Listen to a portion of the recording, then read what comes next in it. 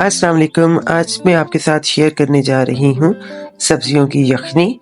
ये मुख्तलिफ खानों में मुख्तलिफ तरीक़ों से इस्तेमाल हो सकती है। विंटर में चूँकि सब्जियाँ ज़्यादा जूसी आती हैं, इसलिए आप विंटर में यखनी निकाल के उसको फ्रीज़ कर सकते हैं और समर में उसको इस्तेमाल कर सकते हैं।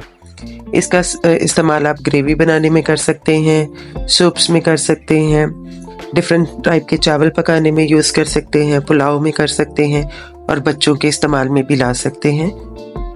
इसमें आपने सब्जियों को ज़्यादा छोटा-छोटा नहीं काटना, क्योंकि इनको हमने बॉयल ही करना है।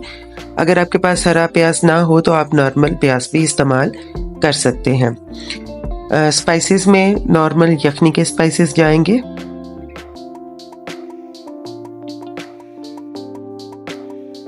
इसकी पोटली बनाने की ज़रूरत नहीं, हम इनको एंड पे छान लेंगे। बर्तन में तमाम तर सब्जियां और स्पाइसेस ऐड कर दें और इसमें तकरीबन 2 लीटर पानी आप इस्तेमाल करें, जो कि जब सब्जियां गलेंगी तो ये पानी रिड्यूस भी हो जाएगा। ढक कर इसको तब तक पकाएं जब तक तमाम सब्जियां अच्छी तरीके से गल नहीं जाती हैं।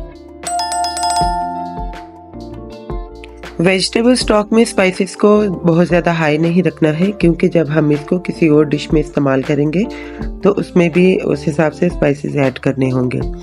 आपने चेक करना है कि जब गाजरें और शलजम अच्छी तरह से गल जाएं तो इस तरह से छान के हम स्टॉक निकाल लेंगे और एंड पे जो सब्जियां हमारी रह जाएंगी उनको खूब अच्छे तरीके से चम्मच की मदद से हम मैश कर लेंगे, ताकि बाकी का जूस भी इसमें से निकाला जा सके।